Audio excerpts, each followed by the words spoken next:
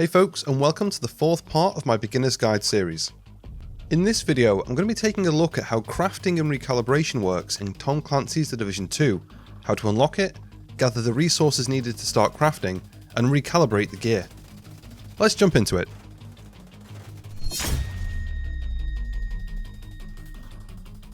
If you're new to The Division 2, make sure you check out the first 3 parts of this Beginner's Guide, with the first video looking at creating a new agent in The Division 2, the second part being a deep dive into weapons, gear and mods, and the third part being focused on skills and skill variants. I'll link them all in the description below. Crafting in The Division 2 is a way to gather a wide range of resources out in the open world and during missions to create weapons, gear and mods from blueprints you can pick up and acquire from various places as you play through the game. Like crafting, recalibration uses the crafting materials you collect, but instead of creating a brand new item, recalibration changes a single stat or talent on a weapon or piece of gear. This means that if you find a chess piece that's nearly perfect, you could possibly recalibrate the worst stat to a higher preferred attribute or different talent.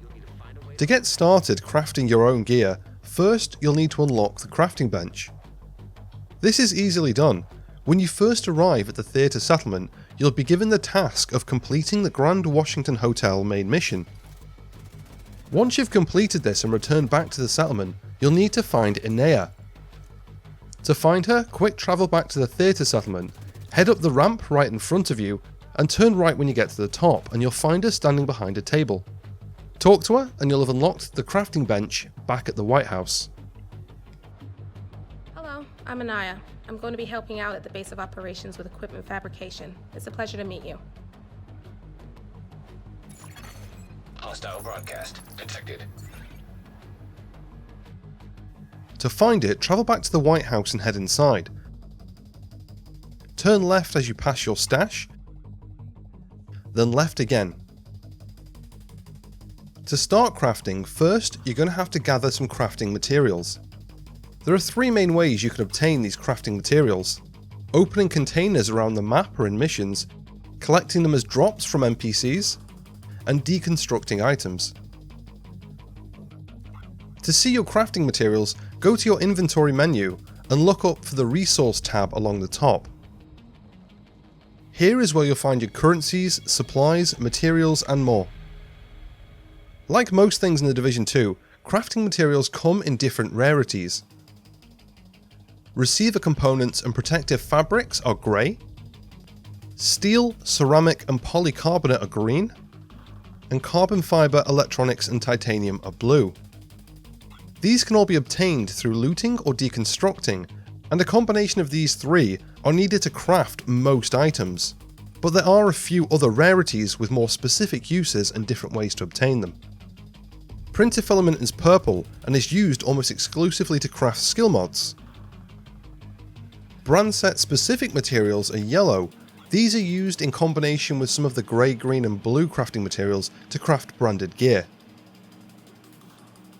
Gear set specific materials are a jade green and work the same way as the brand set materials, but to craft gear set pieces.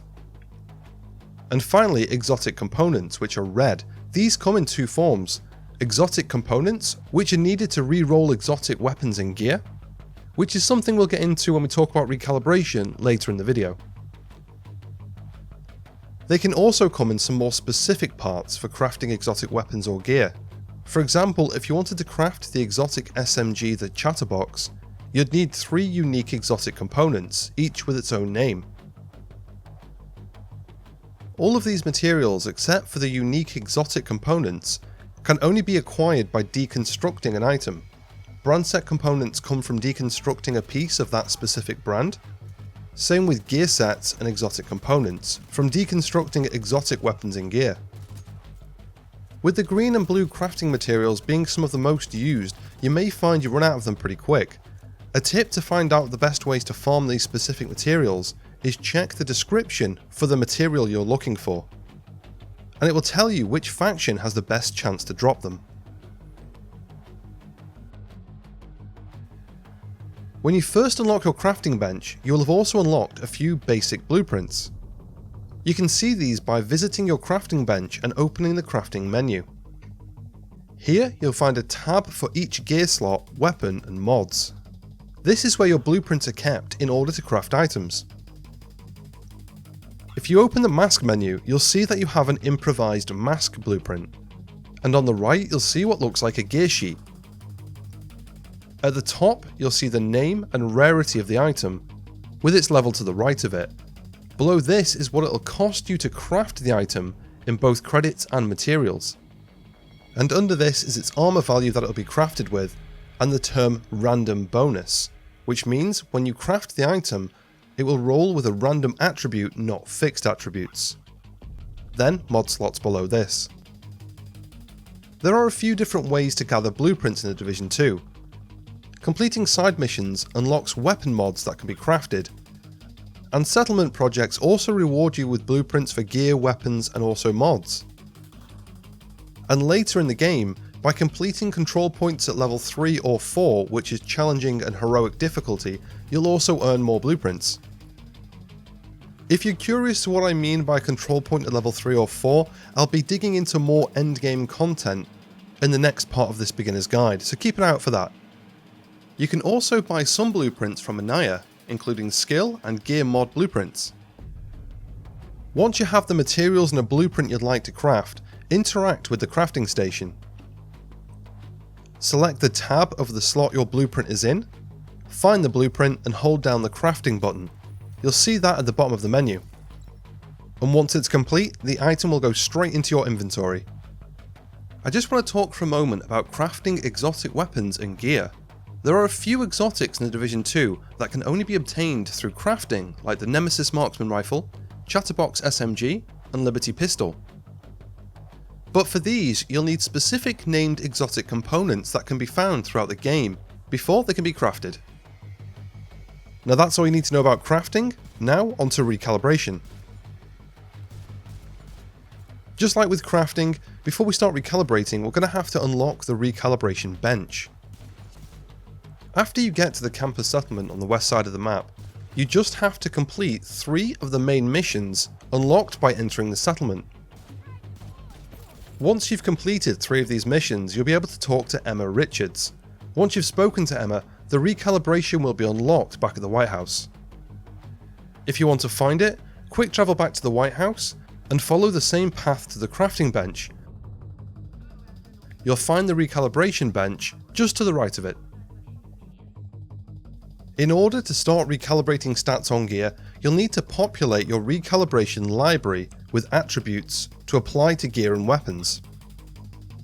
This works a little bit like its own minigame of sorts, where you'll need to gather gear and weapons that have an attribute you want and store them in the recalibration library. Once you've added an attribute, the piece of gear or weapon that it's being removed from will be destroyed, so make sure it isn't an item you want to keep. To find your recalibration library, go to the recalibration bench and select the library on the right. Here, you'll see a tab for each gear slot and weapon type.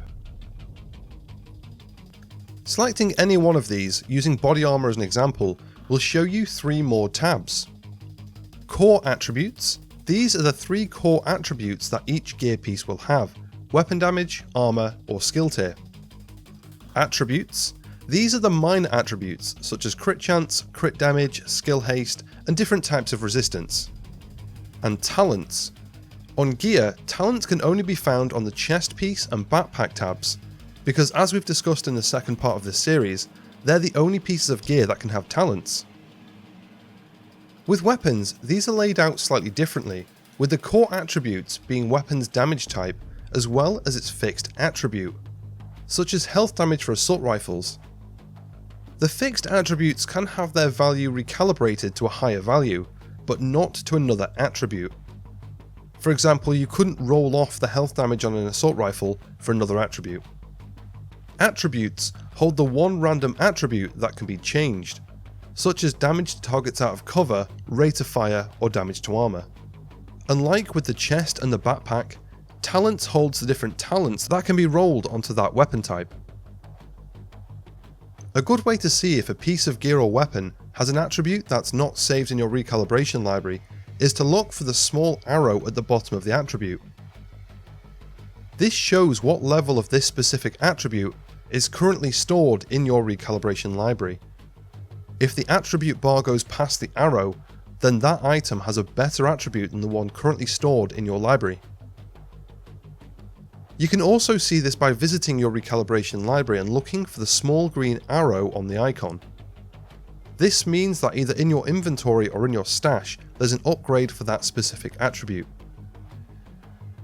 It's always best, just before you sell or deconstruct anything, to check in at your recalibration library to make sure there's no attribute or better roles you're missing. After you've collected some attributes, to recalibrate an attribute on a piece of gear or weapon, interact with the recalibration bench. But this time, select Recalibration Station. Or if you're still on your library, you can navigate between these two menus by using the buttons shown at the top of the screen. And you'll see a menu similar to when you stored the attributes in your library. Select the gear slot or weapon type that you'd like to recalibrate and find it in the list. Then pick the attribute that you'd like to recalibrate. You can use this to either max out an existing attribute or change it for a completely different one as long as you have it stored in your recalibration library. But remember, you can only recalibrate one attribute per piece of gear or weapon. But you can, however, recalibrate the already changed attribute to something else in the future. For example, if on a rifle you recalibrate the third attribute to critical hit chance, you would then not be able to recalibrate the first or second attribute or the talent, they would then be locked. But if you wanted to change that third attribute to something else, because you've already recalibrated that slot, this is something you can do.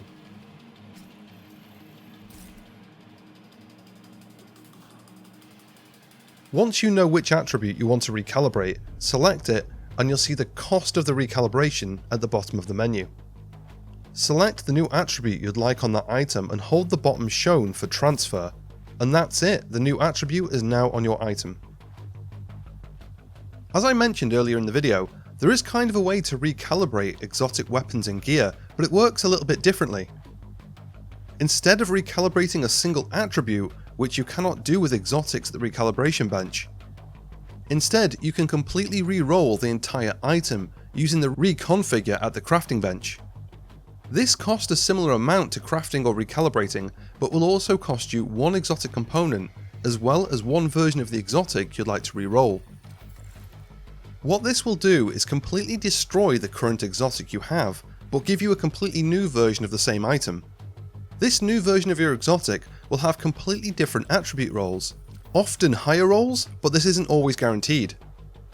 A common tactic when reconfiguring exotics is to keep two of the same exotic. That way you can keep the version with the high rolls and reconfigure the version with the lower rolls until one of them has maxed out attributes. Also, if you reconfigure exotic gear pieces with a mod slot, like the chest, mask or backpack, make sure to remove the slot first, because reconfiguring an exotic gear piece destroys it and creates a new version, and this will also destroy any mods currently equipped in that gear piece. And with that, hopefully that's everything you need to know about crafting and recalibration in Tom Clancy's The Division 2. If you have any questions, don't hesitate to ask in the comments below. And if you enjoyed this video and found it helpful, make sure to subscribe for more Division 2 content and give the video a thumbs up. Thanks for watching, and I'll see you in the next one.